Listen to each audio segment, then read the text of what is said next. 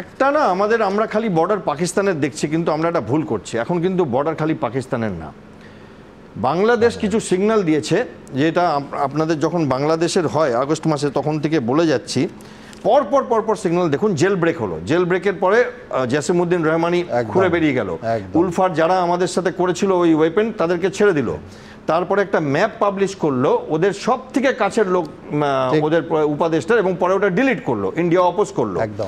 তারপরে কি হলো, কিছু উপদেষ্টারা বাংলাদেশে কথা বললো, এবং লাস্টে চায়নাতে গিয়ে উনি বললেন যে 7 সিস্টার ল্যান্ডলক, তো বাংলাদেশটা তো পুরোটা ল্যান্ডলক, এবং বললেন আমরা ওশেনের গার্জিয়ান। এই কথাগুলো কেন বলছে? মাঝখানে কিন্তু পাকিস্তানের লোক এসে বাংলাদেশে থেকে চিকেন নেক দেখে গেছে, আমাদের আর্মি চিফ সেটাতে অফিসিয়ালি প্রোটেস্ট করেছেন।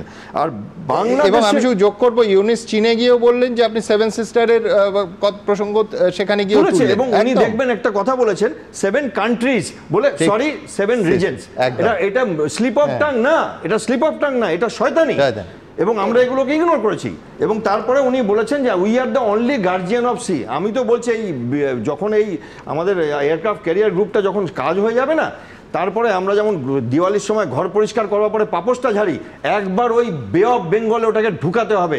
এই বাংলাদেশ নেভির যে মাছ ধরার নৌকাগুলো আছে না, ওইগুলো বার করে আর কি জাস্ট একটু নাড়িয়ে দিয়ে চলে আসতে হবে।